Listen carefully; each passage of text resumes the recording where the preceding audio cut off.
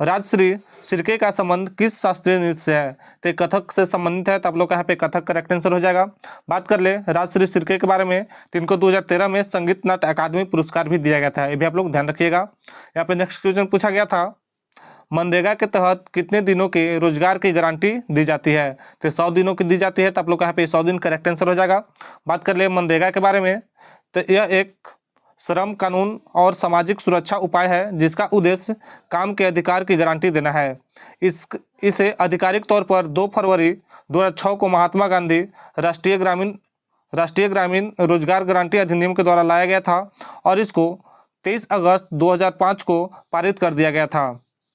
यहाँ पे देख लेते हैं इसके बारे में। तो इस अधिनियम को पहली बार 1991 में पीवी नरसिम्हा राव द्वारा प्रस्तावित किया गया था। ये जो मनरेगा सबसे पहले बार पीवी नरसिम्हा राव के द्वारा प्रस्तावित किया गया था, जो कि 1991 में प्रस्तावित किया गया था। मनरेगा एक योजना है जो मनरेगा अधिनियम पर आधारित है। यहाँ पे नेक्स्ट क्वेश्चन पूछा गया था, संविधान के अनुच्छेद 44 किससे संबंधित है? तो ये समान नागरिक संहिता से संबंधित है, तो आप लोग का समान नागरिक संहिता करेक्ट आंसर हो जाएगा। बात कर ले इसके बारे में, तो भारतीय संविधान का अनुच्छेद 44 समान नागरिक संहिता का प्रावधान करता है। भारत के संविधान में राजनीतिक निर्देशक सिद्धांत के अनुच्छेद 44 में कहा गया है कि राज्य अपने नागरिकों को पूरे भारत में समान नागरिक संहिता यानी यूसीसी प्रदान करने का प्रयास करेगा। इस प्रयास का उद्देश्य कमजोर समूहों के खिलाफ भेदभाव को दूर करना और विविध सांस्कृतिक प्रथाओं के बीच सामंजस्य स्थापित करना चाहिए। यहाँ पे नेक्स्ट क्वेश्चन पूछा गया था, संविधान का अनुच्छेद 165 किससे संबंधित है? तो राज्य के महाधिवक्ता से संबंधित है, तो आप लोग का राज्य के महाधिवक्ता करेक्ट आंसर हो जाएगा। बात कर ले इसके बारे में, तो भारतीय संविधान के अनुच्छेद 165 में राज्य के महाधिवक्ता से जुड़ी कई बातें बताई गई है। यह अनुच्छेद संविधान के भाग 6 में शामिल है। भारतीय संविधान का अनुच्छेद 76 भारत के महान न्यायवादी से संबंधित है, जबकि अनुच्छेद 165 भारत के महाधिवक्ता के पद से संबंधित है। ये भी आप लोग ध्यान रखिएगा। इसके बारे में देख लेते हैं कुछ महत्वपूर्ण अनुच्छेद को। जो अनुच्छेद 165 राज्य के महाधिवक्ता के कार्यकाल के बारे में बताता है। यहाँ पे अनुच्छेद 177 राज्य विधानमंडल और उसकी कार्यवाही के संबंध में राज्य के महाधिवक्ता के अधिकार के बारे में बताता है। अनुच्छेद 194 महाधिवक्ता की शक्तियाँ और विशेषाधिकार के बारे में बताता है। यहाँ पे नेक्स्ट क्वेश्चन पूछा गया था, प्रसिद्ध नृत्यकी टी बाला सरस्वती निम्नलिखित में से किस नृत्य शैली से संबंधित है? तो भारतनाट्यम से संबंधित है, तो आप लोग यहाँ पे भारतनाट्यम करेक्ट आंसर हो जाएगा। बात कर ले इनके बारे में, तो इनको भारत सरकार द्वारा दिया गया तीसरा और दूसरा सर्वोच्च नागरिक सम्मान, जो कि 1957 में पद्म भूषण दिया गया था और 1977 में पद्म विभूषण दिया गया था। ये भी आप लोग ध्यान रखिएगा। और इनको 1981 में चेन्नई के संगीत कला शिखामणि पुरस्कार से भी सम्मानित किया गया था। ये भी आप लोग ध्यान रखिएगा। यहाँ पे नेक्स्ट क्वेश्चन पूछा गया था, भारत सरकार की प्रथम पंचवर्षीय योजना किस पर आधारित थी? तो हेराल्ड डोमल मॉडल पर आधारित था, तो आप लोग का हेराल्ड डोमल मॉडल इसका करेक्ट आंसर हो जाएगा। बात कर ले प्रथम पंचवर्षीय योजना के बारे में, तो 1951 से 1956 तक चला था, जो कि हेराल्ड डोमल मॉडल पर आधारित था। यहाँ पे नेक्स्ट क्वेश्चन पूछा गया था, हर्यक वंश का वह कौन सा राजा था जिसने काशी और कौशल को जीत लिया था? तो अजातशत्रु ने जीत लिया था, तो आप लोग का अजातशत्रु करेक्ट आंसर हो जाएगा। बात कर ले अजातशत्रु के बारे में, तो यह हर्यक वंश का वह राजा था जिसने काशी और कौशल को जीता था। वह मगध साम्राज्य का राजा था। उसने अपने पिता यानी बिंबिसार की हत्या करके राज्य को छीन लिया था। अजातशत्रु ने अंग, लिच्छवी, वजी, कौशल, काशी जनपदों को अपने राज्य में मिला लिया था। और हर्यक वंश के संस्थापक की बात कर ले, तो हर्यक वंश के संस्थापक बिंबिसार थे, जिन्होंने 544 से 492 ईसा पूर्व तक शासन किया था। यहाँ पे नेक्स्ट क्वेश्चन पूछा गया था, भारत में सबसे न्यूनतम परसेंट वाला धर्म कौन सा है? तो आप लोग का जैन धर्म करेक्ट आंसर हो जाएगा, क्योंकि भारत में सबसे कम जो मानने वाले लोग होते हैं वो जैन धर्म है। बात कर ले यहाँ पे धर्म के बारे में, तो भारत में जैन धर्म सबसे कम प्रतिशत में मानने वाला धर्म है। साल 2011 की जनगणना के मुताबिक भारत की आबादी में मात्र 0.4% ही जैन धर्म के लोग मानते थे, वही जबकि बौद्ध धर्म के मानने वाले लोग 0.7% है। और भी यहाँ पे धर्मों को देख लेते हैं कौन कितना मानते हैं, क्योंकि हो सकता है आगे यहाँ से भी क्वेश्चन पूछ लिया जाए। तो हिंदू धर्म के मानने वाले लोग जो कि 79.8% है, जो कि सबसे ज़्यादा है। इस्लाम धर्म को मानने वाले 14.2% है, जबकि ईसाई धर्म के मानने वाले लोग 2.3% है। सिख धर्म के मानने वाले लोग 1.7% है। बौद्ध धर्म के मानने वाले लोग 0.7% है। और यहाँ पे जैन धर्म के मानने वाले लोग 0.4% है। ये भी आप लोग ध्यान रखिएगा। उस्ताद जाकिर हुसैन का संबंध किस घराने से था? तो इनका संबंध पंजाब घराने से था, तो आप लोग का यहाँ पे पंजाब घराना करेक्ट आंसर हो जाएगा। बात कर ले उस्ताद जाकिर हुसैन के बारे में, तो इनको पद्मश्री 1988 में मिला, पद्म भूषण 2002 में मिला और पद्म विभूषण 2023 में मिला। ये भी आप लोग ध्यान दीजिएगा, कई बार यहाँ से भी क्वेश्चन पूछ लिया गया है। यहाँ पे नेक्स्ट क्वेश्चन पूछा गया था, लाडो लाली लोक कला किस जनजाति द्वारा मनाया जाता है? तो संथाली जनजाति के द्वारा मनाया जाता है, तो संथाली आप लोग का यहाँ पे करेक्ट आंसर हो जाएगा। बात कर ले लाडो लाली लोक कला विशेष रूप से संथाली जनजाति द्वारा किया जाता है। यह कला मुख्य रूप से झारखंड, पश्चिम बंगाल, उड़ीसा और बिहार के आदिवासी क्षेत्र में पाई जाती है।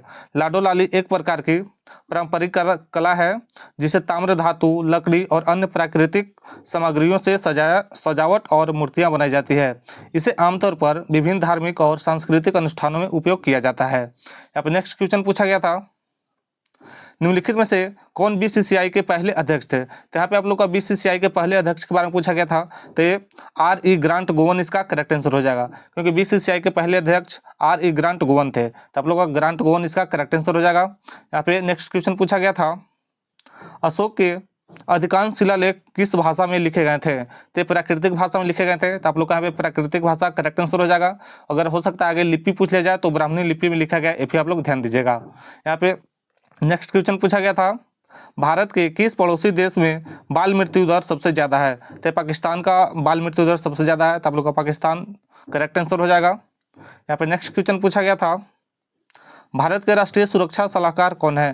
तो अजीत डोभाल है, तो आप लोग का अजीत डोभाल करेक्ट आंसर हो जाएगा। यहाँ पे नेक्स्ट क्वेश्चन पूछा गया था, जीएसटी संविधान के किस संशोधन अधिनियम द्वारा पेश किया गया था? तो 101वां संविधान संशोधन द्वारा पेश किया गया था, तो आप लोग का 101 इसका करेक्ट आंसर हो जाएगा। बात कर ले जीएसटी के बारे में, तो जीएसटी को 2016 के 101वें संविधान संशोधन के रूप में पारित किया गया था। जीएसटी का पूरा नाम होता है गुड एंड सर्विस टैक्स, जो पूरे भारत में वस्तुओं और सेवाओं के निर्माण, बिक्री और खपत पर इसको अप्रत्यक्ष कर लगाया जाता है। जीएसटी की 4 बुनियादी दर संरचना जैसे 5% है, 12%, 18% और 28% है। और यहाँ पे जीएसटी बिल राज्यसभा द्वारा 3 अगस्त 2016 को पारित किया गया था।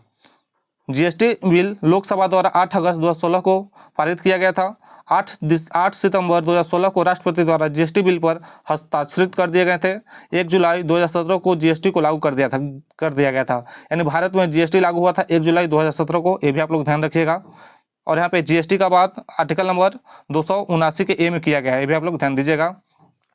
और बात कर ले जीएसटी के बारे में, तो जीएसटी परिषद के अध्यक्ष केंद्रीय वित्त मंत्री होते हैं। जीएसटी परिषद के पहले अध्यक्ष अरुण जेटली थे, ये भी आप लोग ध्यान रखिएगा। जीएसटी की अवधारणा को पहली बार 2005 में पी चिदम्बरम द्वारा संसद में प्रस्तुत किया गया था। भारत ने दोहरे जीएसटी के कनाडाई मॉडल को चुना था, जो कि कनाडा में जो वहाँ पे जीएसटी चलता था उसी के आधार पर यहाँ पे चुना गया था।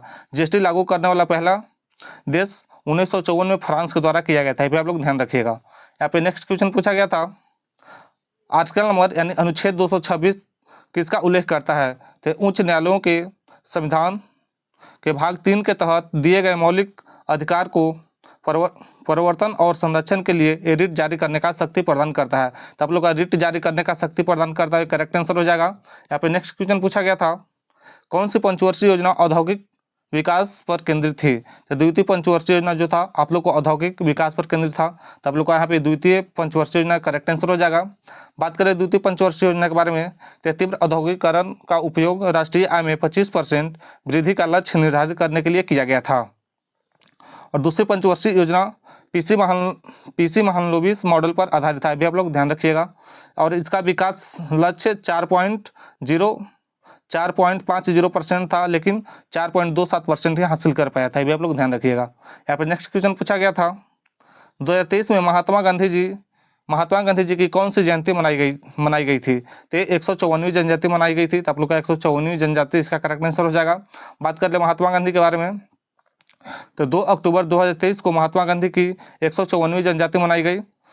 और महात्मा गांधी का जन्म 2 अक्टूबर 1869 को गुजरात के पोरबंदर में हुआ था।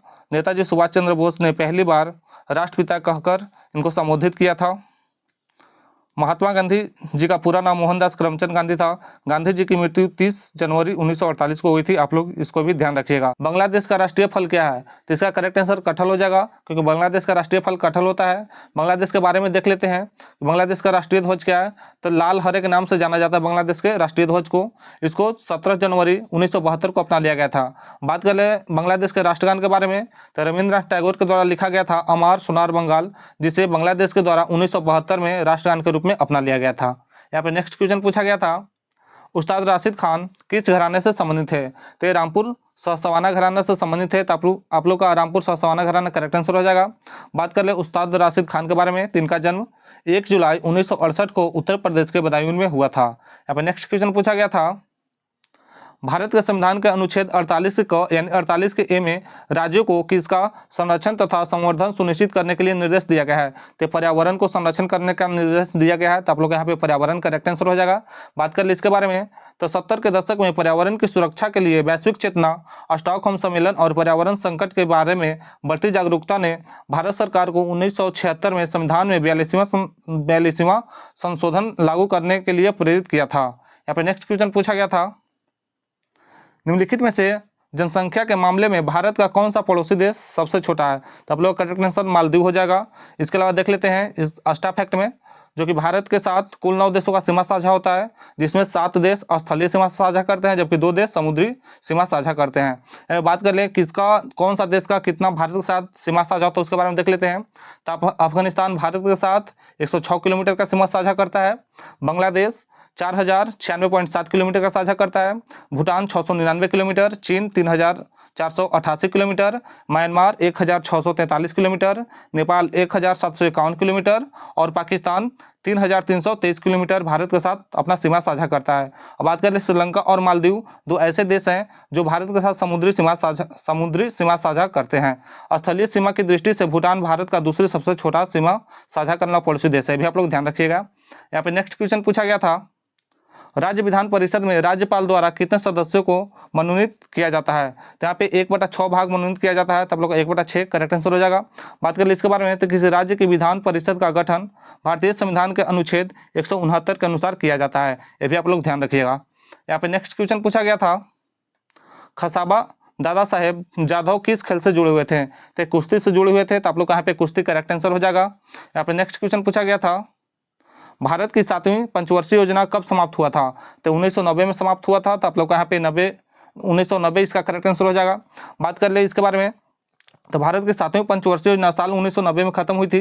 यह योजना साल 1985 में शुरू हुई थी। इस योजना का नेतृत्व कांग्रेस पार्टी ने किया था और राजीव गांधी इस दौरान देश के प्रधानमंत्री थे, ये भी आप लोग ध्यान रखिएगा। और बात कर ले 7वीं पंचवर्षीय योजना के मुख्य उद्देश्य सामाजिक न्याय के जरिए आर्थिक उत्पादकता बढ़ाना, खाद्य उत्पादन में वृद्धि करना और रोजगार के अवसर पैदा करना था, ये भी आप लोग ध्यान रखिएगा। यहाँ पे नेक्स्ट क्वेश्चन पूछा गया था, मगध के शासक बिंबिसार का उत्तराधिकारी कौन था? तो आप लोग करेक्ट आंसर अजातशत्रु हो जाएगा, क्योंकि बिंबिसार का उत्तराधिकारी अजातशत्रु था। बात कर ले इसके बारे में, तो बिंबिसार मगध की गद्दी पर 544 ईसा पूर्व में बैठा था और इन्होंने राजगृह का अपना राजधानी बना लिया था। और बात कर ले जो बिंबिसार की हत्या की थी, इन्हीं के पुत्र अजातशत्रु ने इनको हत्या कर दिया था, ये भी आप लोग ध्यान रखिएगा। यहाँ पे नेक्स्ट क्वेश्चन पूछा गया था, पद्म भूषण 2020 के प्राप्तकर्ता मनोज दास ने किस क्षेत्र में पुरस्कार प्राप्त किया था? तो साहित्य और शिक्षा के क्षेत्र में प्राप्त किया था। तो आप लोगों को साहित्य और शिक्षा करेक्ट आंसर हो जाएगा। लेकिन इस क्वेश्चन पर हमें डाउट है, पता नहीं इस क्वेश्चन आया था कि नहीं आया था। कुछ बच्चों ने बोला है कि आया था, कुछ बच्चों बोल रहे थे नहीं आया था। तो आप लोग देख लीजिएगा। यहाँ पे नेक्स्ट क्वेश्चन पूछा गया था, हिमाचल प्रदेश के मुख्यमंत्री कौन है? तो सुखविंदर सिंह है। तो आप लोग यहाँ पे सुखविंदर सिंह करेक्ट आंसर हो जाएगा। अब नेक्स्ट क्वेश्चन पूछा गया था, रशद अनवर खान किस घराने से संबंधित है? तो आगरा घराना से संबंधित है। तो आप लोग का आगरा घराना करेक्ट आंसर हो जाएगा। यहाँ पे नेक्स्ट क्वेश्चन पूछा गया था, लॉरेंशियम का परमाणु क्रमांक कितना होता है? तो 103 होता है परमाणु क्रमांक। तो आप लोग का 103 करेक्ट हो जाएगा। बात कर ले तो ये 7वीं आवर्त में आता है, ये भी आप लोग ध्यान रखिएगा। यहाँ पे नेक्स्ट क्वेश्चन पूछा गया था, मुस्लिम लीग किसके बाद हुआ था? तो ये बंगाल विभाजन के बाद हुआ था, क्योंकि मुस्लिम लीग जो हुआ था, मुस्लिम लीग की स्थापना 1906 में हुआ था, जबकि बंगाल विभाजन 1905 में हुआ था। तो जस्ट इसके बाद मुस्लिम लीग की स्थापना किया गया था। तो आप लोग का मुस्लिम लीग किसके बाद हुआ था? तो ये बंगाल विभाजन के बाद हुआ था। तो आप लोग का बंगाल विभाजन करेक्ट आंसर हो जाएगा। तो आज हमें दोस्तों को द्वारा इतना ही क्वेश्चन मिला। अगर मेरा वीडियो अच्छा लगा हो तो वीडियो को आप लोग एक लाइक अवश्य कर दीजिएगा। तब तक मिलते हैं नेक्स्ट वीडियो में।